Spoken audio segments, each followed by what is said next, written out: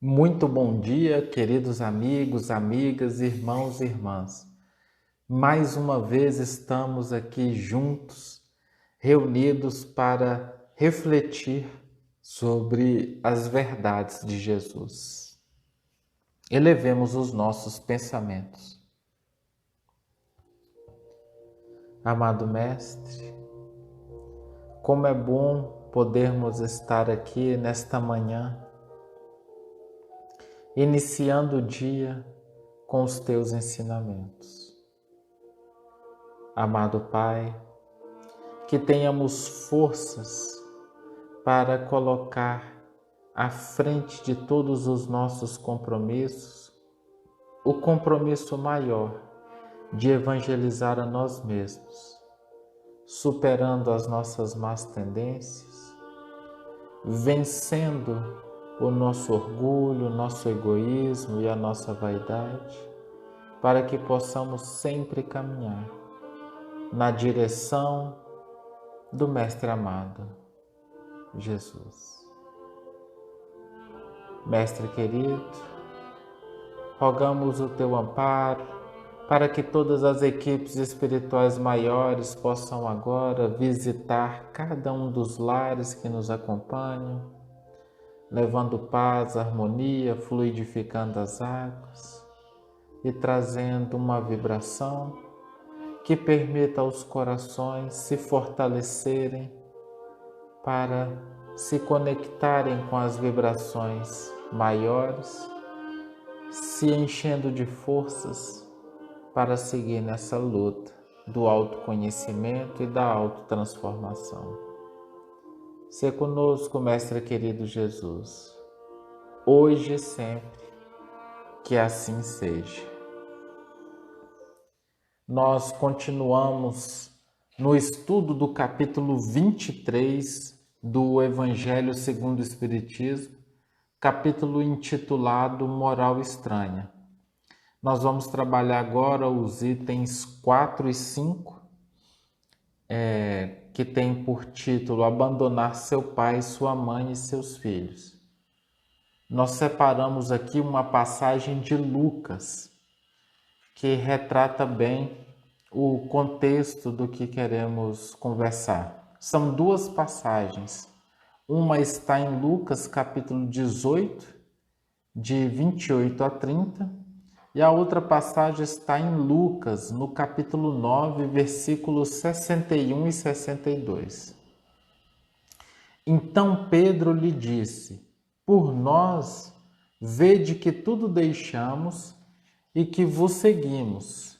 Jesus lhes disse: digo-vos em verdade que ninguém deixará pelo reino de Deus ou sua casa, ou seu pai, ou seus irmãos, ou sua mulher, ou seus filhos, que não receba desde este mundo muito mais, e no século futuro a vida eterna.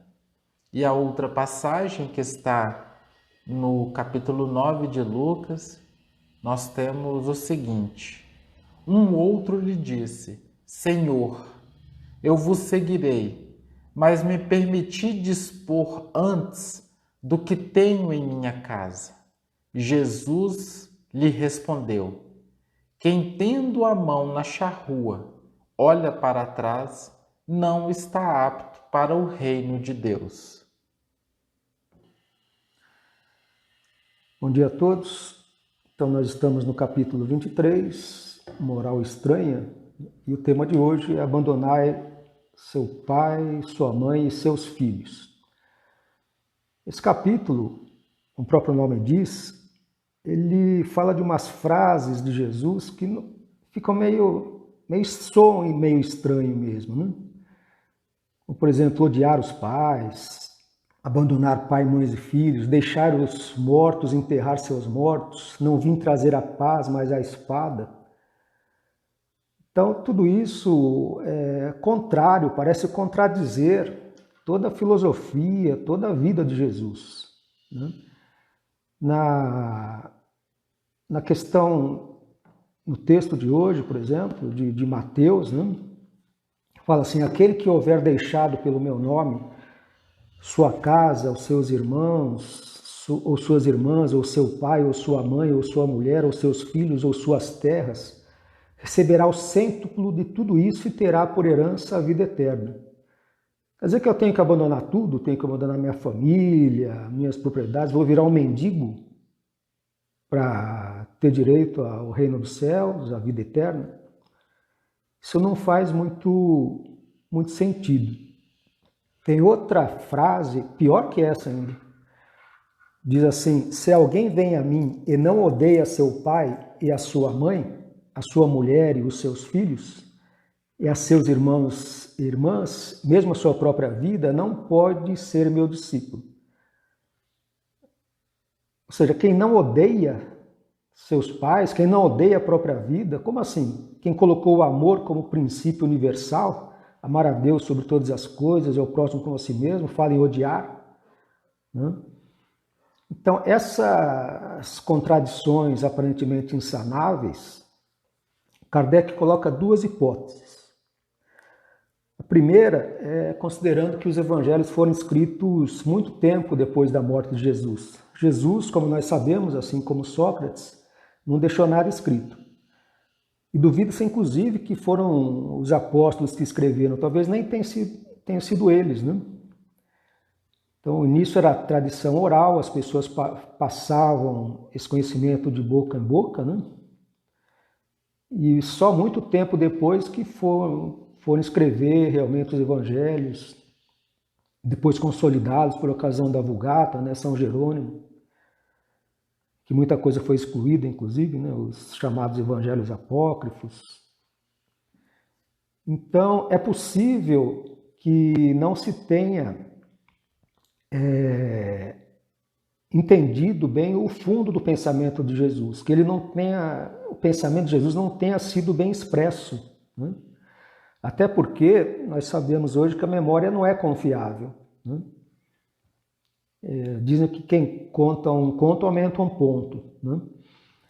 E eu vi esses dias um documentário da Netflix chamado Explicando a Mente.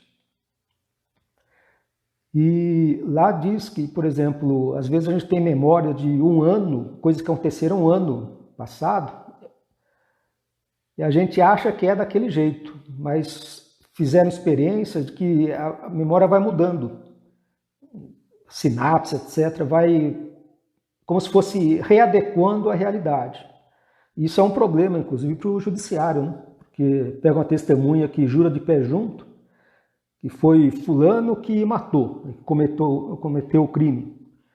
No reconhecimento facial, não, foi esse aqui. Pode não ter sido, porque houve um problema de memória, né?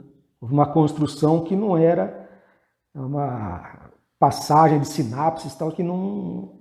E tem uma razão para isso, né? Para tudo tem uma razão. Então, quem quiser se aprofundar no tema, é um documentário na Netflix chamado Explicando a Mente. Além dessa possibilidade do pensamento de Jesus não ter sido bem compreendido ou ter sido desvirtuado, há também a questão da tradução que possa ter sido feita. Nós sabemos que a língua hebraica, né, que Jesus falava, não era muito rica. Então havia palavras com diversos significados. Como, por exemplo, aquela passagem que Jesus diz que é mais fácil um camelo passar pelo buraco de uma agulha do que um rico entrar no reino dos céus. Então ficava completamente esquisito, né? O que tem a ver camelo com agulha? Né? Passar um camelo pelo buraco de uma agulha. Só que a mesma palavra que designava camelo, designava também a palavra cabo, porque os cabos eram feitos de pelo de camelo. E aí já dá mais sentido, né? Um cabo realmente passar pelo buraco de agulha tem alguma dificuldade, né? Pelo menos faz mais sentido que camelo, que não tem nada a ver.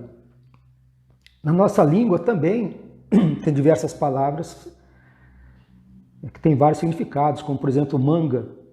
Posso falar manga de camisa, manga fruta. Tem o verbo mangar também, que tem dois significados, um de escarnecer, zombar, outro de demorar, ser lento. Então veja, uma palavra com pelo menos 4 significados.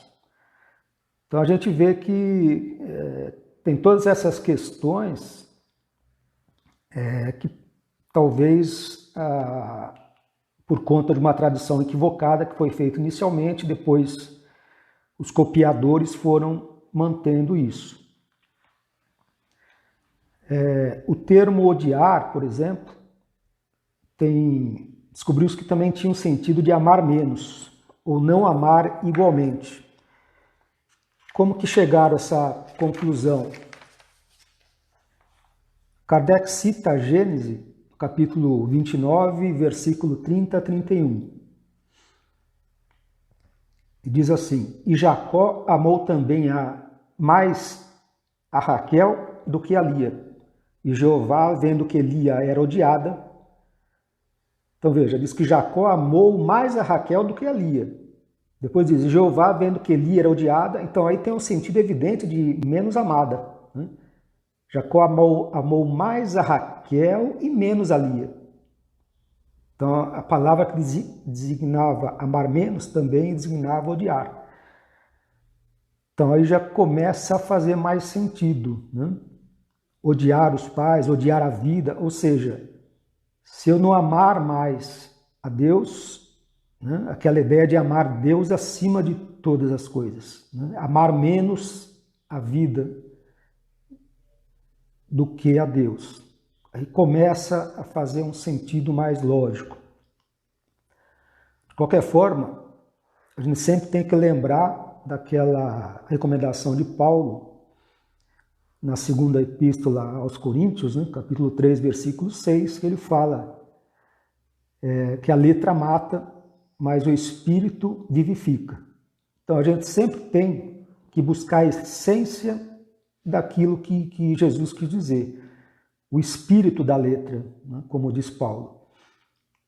Que no caso da frase abandonar pai, mães e filhos, a essência, segundo o Evangelho, é o seguinte: os interesses da vida futura prevalecem sobre todos os interesses e todas as considerações humanas.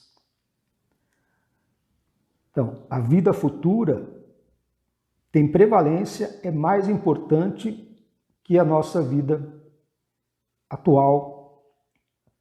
Mas aí eu faço uma questão, uma pergunta. O que entender por vida futura? Como que a gente entende a vida futura? Porque normalmente a gente tende a ver a vida futura como depois da morte, né? Então a vida atual é essa que a gente está vivendo e depois da morte seria a vida futura.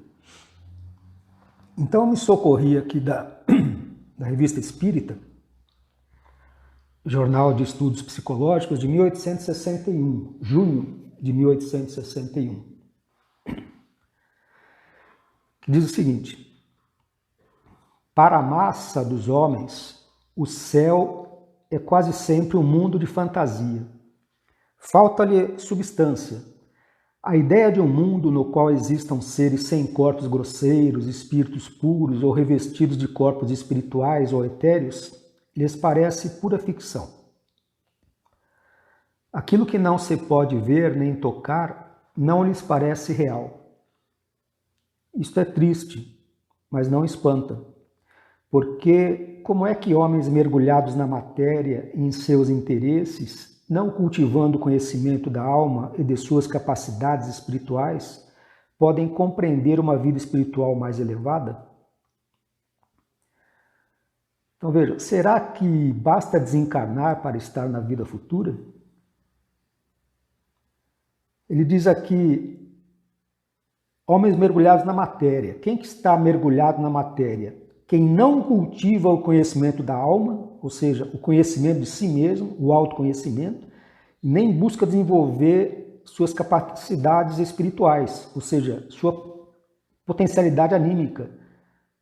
Aquelas qualidades, aquelas potências que estão em germe em nosso ser, que precisam ser desenvolvidas. Mas precisa desencarnar para fazer isso? Precisa desencarnar para buscar o autoconhecimento, o desenvolvimento de nossa potencialidade espiritual? Não seria para isso que nós estamos aqui encarnados?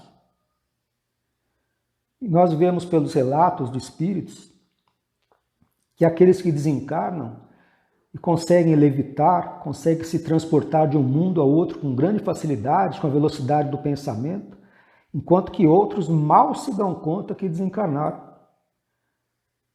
Para eles continuam vivos, o corpo não mudou nada, aquele mesmo peso, aquela mesma densidade, a mente deles permanece tão ligada às coisas terrenas como antes, eles nem se dão conta, para eles não mudou nada. Então a gente vê que o simples desencarnar não nos modifica, se nós não nos modificarmos aqui. Então essa questão da vida futura, para mim, pelo que eu pude compreender, é a vida espiritual. Enquanto que a vida atual seria os nossos interesses materiais, imediatistas, como bens, dinheiro, fama, poder, fortuna. Ou seja, tudo aquilo que a gente vai deixar aqui. Todos os bens, títulos, tudo isso a gente deixa aqui.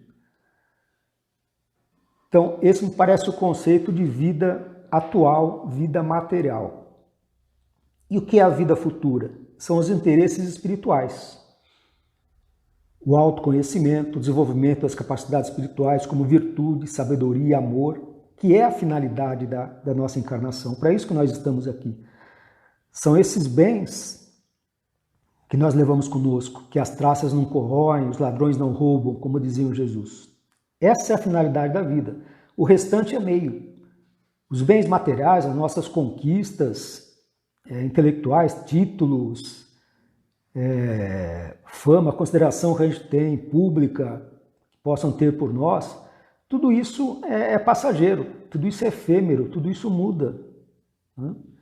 Mas o que fica, o que é essencial, aquilo que ninguém pode tirar de nós, são as nossas conquistas espirituais.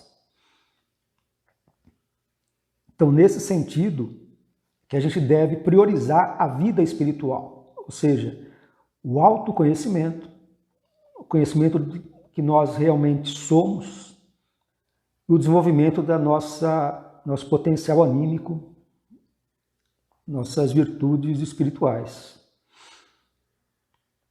Portanto, a vida futura começa onde? Começa aqui, né? Para isso que nós estamos aqui. Joana de Ângeles diz que nós estamos encarnados, nós nos encarnamos principalmente para o autoconhecimento, para realizar o autoconhecimento. Mas o que nós buscamos aqui na Terra? Tem uma historinha de Buda, né? Um koan, como chama, que Buda dizia que todos poderiam atingir a iluminação. Aí um discípulo pergunta para Buda: mestre, se todos podem atingir a iluminação, então por que a maioria não consegue? Aí Buda respondeu para ele: faz o seguinte, pega um bloco de anotações, um caderno, e à tarde você passa, à noite, né, passa na casa das pessoas desse vilarejo, perguntando o que eles desejam. Aí, de manhã, você me traz as respostas. Aí o discípulo fez isso. Passou por cada casa do vilarejo, e quando ele disse que Buda queria saber o que eles desejavam, eles ficaram todos contentes, né? Nossa, o mestre quer saber os nossos desejos, então ele vai nos conceder essa graça. Né? E aí pediram tudo que tinha direito. Aí no dia seguinte, o coitado do discípulo chegou para Buda, né, todas aquelas anotações. Aí Buda perguntou: alguém pediu iluminação? Crescimento espiritual? Ninguém, naturalmente, tinha pedido. Todos pediram, né, bens materiais, conforto, etc. Tudo aquilo que a gente normalmente prioriza em nossas vidas. Ou seja, nós estamos focados em objetivos materiais. A gente até vai na igreja, no centro, tomar um passo, ouvir palestra, mas no dia a dia o nosso foco são objetivos materiais. Dificilmente a gente tem consciência de que estamos buscando a espiritualidade, ou seja, o autoconhecimento, o desenvolvimento do nosso potencial, enquanto espíritos imortais que somos. E vejam, a mente funciona de uma forma tão interessante que mesmo em relação à espiritualidade, a gente tende a materializar, a ver as questões espirituais sob a lógica material. Então a gente deseja, por exemplo, depois que morrer, ir para o céu, ou nós espíritas queremos ir para uma colônia espiritual avançada, né? Elevada. Mas é interessante que nós não construímos um céu dentro de nós, né? Nós queremos ir para um céu fora de nós, mas não construímos esse céu em nós. Tem um yogi indiano. Mais interessante essas colocações desses indianos, desses yogis. O nome dele eu não conseguiria falar, mas ele é conhecido como Sadhguru. Ele tem umas frases que eu anotei aqui, eu achei bastante interessante. Diz assim: se você tiver amor em si mesmo, não precisa de um céu. As pessoas que fizeram de si mesmas um inferno querem ir para o céu. As pessoas que fizeram de si mesmas um céu, para onde querem ir? Então veja que interessante, isso parece conflitar com a nossa lógica, né? Porque a gente sempre aspira a ir para uma situação melhor. E é algo louvável, né? Todos nós queremos evoluir, queremos estar numa condição melhor, isso é próprio na natureza humana. A questão é que a gente sempre olha para fora, a gente sempre considera que estaremos felizes se estivermos em tal lugar, se estivermos em tal condição, ou seja, sempre algo que está fora de nós.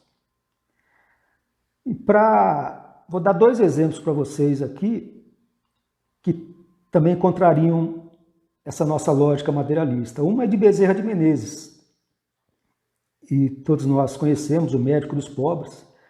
Quando ele desencarnou, foi recebido de um salão com 5.000 espíritos. Ele entrou no salão, começaram a aplaudir, e ele começou a aplaudir também, né? Ele queria quem que estava sendo homenageado, e era ele. Aí ele olhou e falou: mas eu não mereço, eu não fiz nada. Aí explicaram que aqueles 5.000 espíritos eram pessoas, né, quando encarnados foram atendidos, auxiliados por ele, ou que tiveram parentes auxiliados por ele, então fizeram questão de ir lá para recebê-lo, quando do seu desencarne. E aí uma emissária de Nossa Senhora, da Mãe Santíssima, desceu, né, dos altos escalões espirituais, né, e eu disse que a Mãe Santíssima estava o convidando para subir a esferas elevadas, que ele já tinha mérito para isso. Então ele respondeu que se ele tivesse algum mérito, algum merecimento, que rogasse a Mãe Santíssima que ele pudesse permanecer próximo à Terra, entre nós, para nos auxiliar. Então vejam, a maioria de nós ia querer, né, arrumar as malinhas rapidinho e subir. Ele optou por ficar entre nós. Outro exemplo que eu dou é da ministra veneranda de Nosso Lar. A maioria de nós já leu Nosso Lar, quem não leu, é uma obra fundamental. Então, a ministra veneranda é um dos espíritos mais notáveis que tem em Nosso Lar. E André Luiz disse assim para Narcisa, né? Nossa, que mulher extraordinária! Por que não se encaminharia às esferas mais altas? Aí Narcisa respondeu o seguinte: intimamente ela vive em zonas muito superiores a nós e permanece em nosso lar por espírito de amor e sacrifício. Soube que essa benfeitora sublime vem trabalhando há mais de 1000 anos pelo grupo de orações de corações bem-amados que demoram na terra e espera com paciência. Então, veja só, ela está em nosso lar, está trabalhando em nosso lar, mas intimamente ela vive em zonas muito superiores a nós, a de nosso lar. O que é viver intimamente em zonas muito superiores? Vejam como tudo é muito relativo. E nós aqui na Terra estamos ligados a que regiões espirituais? Nós que estamos vivendo aqui na Terra, nosso corpo físico está aqui, nós estamos vinculados a que esferas? Então percebe que o conceito de céu e inferno deixa de ser um lugar para ser um estado da alma? Esses dias eu estava meio mal, né, vibratoriamente falando. Eu tive que dar uma saída e no caminho eu fui ouvindo o programa da Rádio Boa Nova sobre o Chico Xavier. Então nesse programa o Chico aparece fazendo uma oração inicial, a voz do Chico, depois contam um caso dele, e só de ouvir isso eu já melhorei, como se uma crosta de energia negativa caísse do meu peito. A simples sintonia, o simples pensamento, a lembrança do Chico, ouvir sua voz, situações da vida dele, já eliminaram toda aquela vibração, aquela coisa ruim que eu estava. Então imagine o que podemos fazer durante o dia, dependendo da nossa sintonia vibratória, para melhorar a nossa condição, para piorar. Então, com o que estamos sintonizando no dia a dia? Inclusive, eu me recordei de uma vez que eu fui visitar o Chico, né, com algumas pessoas da família, e nós conseguimos entrar na residência do Chico, né, que era muito complicado na época, ele já estava bem velhinho, né? Então faziam uma seleção muito grande para ver quem ia entrar, quem não ia. Eu sei que eu o dia todo correndo atrás disso, né? E fiquei com uma dor de cabeça danada, né? Aí quando nós conseguimos entrar, o Chico já velhinho, com aquela boina, né, na cabeça, cansado, mas tinha uma paz, havia uma paz no ambiente que dava a impressão que era algo concreto, sólido, que a gente podia pegar, embrulhar, colocar no bolso e levar para casa, né? E na despedida, disseram para mim que ele gostava de um beijo, né? Dar um beijo, não lembro se na mão, no rosto. Eu sei que eu baixei para beijá-lo, quando eu levantei, aquela dor de cabeça terrível se desvaneceu, né? É melhor do que o Doril. Então eu não sei se pela emoção ou pela própria vibração, né, do ambiente, do Chico, mas eu sei que depois que eu saí de lá, aquela paz tão sólida foi se desvanecendo. Porque na verdade não era a minha paz, né? Era, digamos, uma paz emprestada, né? Então vejam a importância de construir em nós a nossa paz. Desenvolver em nós esse potencial de paz, de amor, de verdade, de justiça, cuja lei, na verdade, não é só de justiça, mas de justiça, amor e caridade. É um conjunto. É para isso que estamos aqui, né? Tem aquelas frases que a gente conhece: o reino de Deus está dentro de nós, as leis de Deus estão escritas em nossa consciência, fomos feitos à imagem e semelhança de Deus. Qual semelhança? Física? Certamente não. Então há algo em nós semelhante à divindade, há algo em nós de divino que precisa ser desenvolvido. E é para isso que estamos aqui. Então essa frase, abandonar pai, mãe, filhos, significa dar mais preferência à vida espiritual do que a importância à vida material, aquilo que nós vamos deixar aqui e que é apenas um meio para alcançarmos o nosso desiderato, que é a comunhão com o divino, perfeito desenvolvimento de nossas potencialidades espirituais. Assim nós encerramos nossa conversa de hoje, elevando o pensamento a Deus, nosso Pai, a Jesus, nosso Mestre, agradecendo aos benfeitores espirituais, aos mentores da nossa casa, do grupo Irmão Gabriel, a todos pelo amparo, pelo carinho, pelo suporte que nos dão, não apenas nos trabalhos da casa, mas no nosso dia a dia. Que possamos sempre estar sintonizados com esses benfeitores sempre envolvidos pelas suas vibrações positivas, buscando sempre o melhor de nós,